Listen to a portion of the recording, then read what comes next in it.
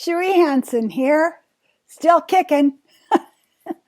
Yep, got the kick in me still. Today when I was sitting Wim Hof, what came to me was the idea of abandoning yourself. I think the greatest gift of a practice, a deeply held practice of meditation, is it allows you to be the unemotional, uninvolved observer of your own life. And when you can get to a place, it's kind of like if you have an athlete, an actor, or a singer, and you sit them down and you make them look at a video of their performance. What will come through is a realization of the things that they could improve. Or, on the other hand, a realization of how stunningly gifted they are.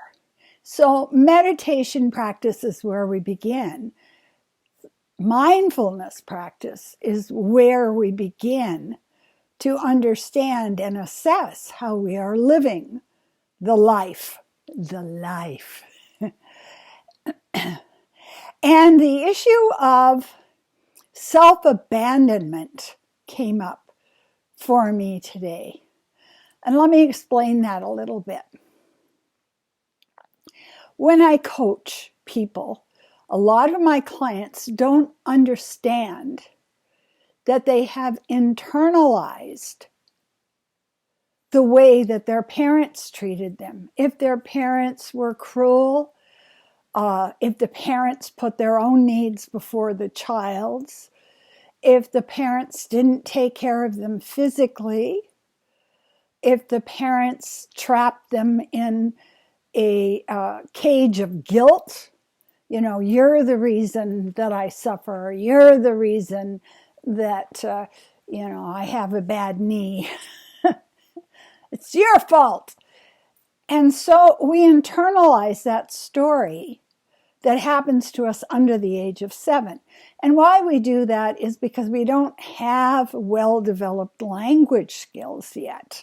So we cannot go into the amygdala where all of the trauma gets stored and move it along the hippocampus to the prefrontal lobes, which is where your parent lives, the wise parent, the loving parent. And so it just stays stuck. And the script you've been given stays stuck in your head. And your choices become pre-selected. It's like you go to a vending machine and you go like, what can I have? Orange soda or orange soda or orange soda? That's it. You put your money in and punch the alphabet letter and the number, and it's always orange soda. And every time you set out to change your path, your story, the way you're going to live your life, you're always going to come back in a cul-de-sac and end up right in front of the same victim shack that you were raised in. Abandoning yourself looks like this. I can't go because my husband doesn't want to go. Oh, I know I have to pee, but I can just keep driving. It'll be okay.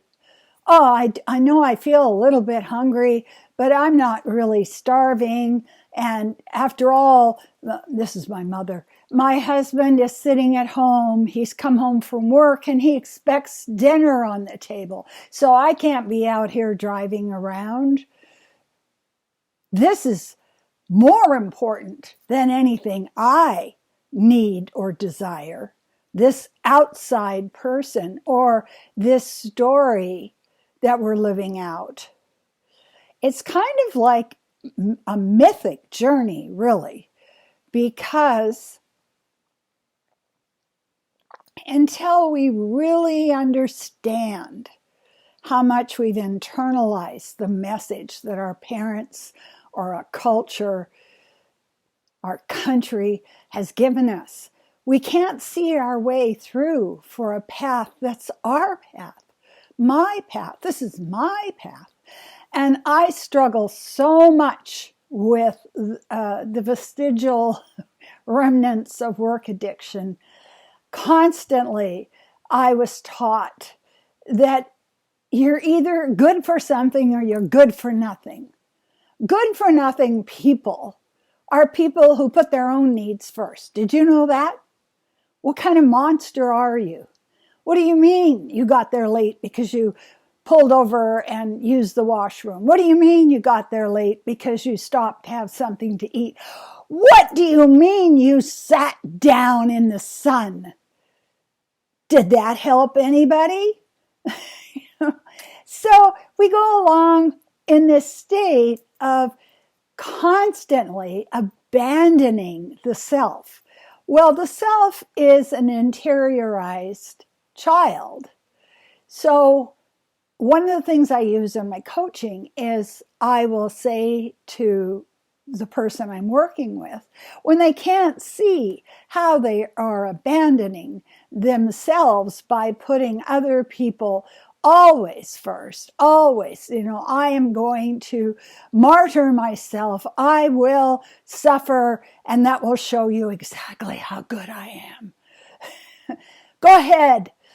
Tie me up to a post and put sticks there and light me on fire. It's okay. So this martyr complex comes out, this sense of when you're prioritizing what you need, we don't prioritize our physical need, our health. We don't. And women are the worst for this because we're taught that we're good for nothing then. How do you get around it? Well, you get around it by using your imagination. One of the things one of my counselors told me was, get a picture of you when you were 4 and imagine she's with you. And the little girl is sitting in the car and she says, we have to stop now. I have to go to the washroom. And then you think to yourself, I wouldn't make a child sit in the car for another 2 hours with a stretched bladder and clamping with muscles I don't even know how to clamp with. Or we can get this urge to just get a coffee and go sit in the sun when we have another task we have promised to somebody else. Imagine you have a 15-year-old sister with you.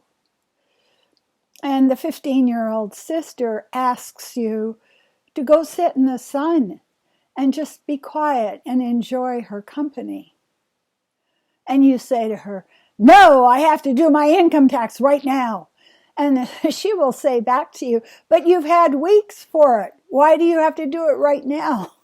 And the answer will be, because I didn't plan well. And there it is.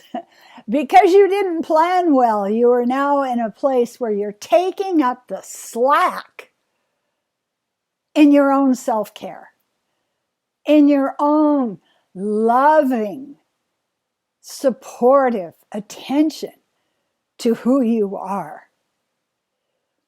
So mindfulness practice is great. Step back and ask yourself the question, how do I abandon myself? When have been the instances this day or this week where I have simply not taken proper care of my health, my body, my fitness, my spiritual happiness? And keep in mind that you aren't making that choice. It's the paradigm you have adapted into your head. It's the story you have projected from the back of your head through your eyes. It's just, it's the story. So how to get around it? How to get around it is imagine yourself as a child. Imagine yourself as a toddler. Imagine yourself as a teenager. How would you take care of that self? It really works, I gotta tell you, because what I am trying to be Spartan and, show how strong I am and how disciplined I am, I will always come in and I can visualize the age that's talking. Maybe a 4-year-old, maybe a 12-year-old, maybe a best friend. And you're just going, oh, shut up. I'm not listening to you and I'm not going to do anything to make you feel better. Go away. Because I'm such a good person that I will put everybody else first and neglect my very being. I don't matter. It is the way we shorten our lives. It is the way we make ourselves nasty and bitter and hateful. And it's a damn dark road to walk. Take care of yourself. Give yourself love. I want to thank people who are watching my video. Thank you, thank you, thank you. And I am very, very happy to see the number of subscribers going up. Thank you to the people who subscribe. Why don't you take a minute and just do it right now? If you're new to my channel, comments are always welcome. Comments are beautiful. They just warm my heart. If you want a psychic reading, get a hold of me. We can do as much time as you want. If you want to do half an hour, we can do that, or an hour. Let's draw up a plan, a mindful plan to create the kind of life that really helps you stay healthy and grow into who you're meant to be. Thank you. I appreciate you.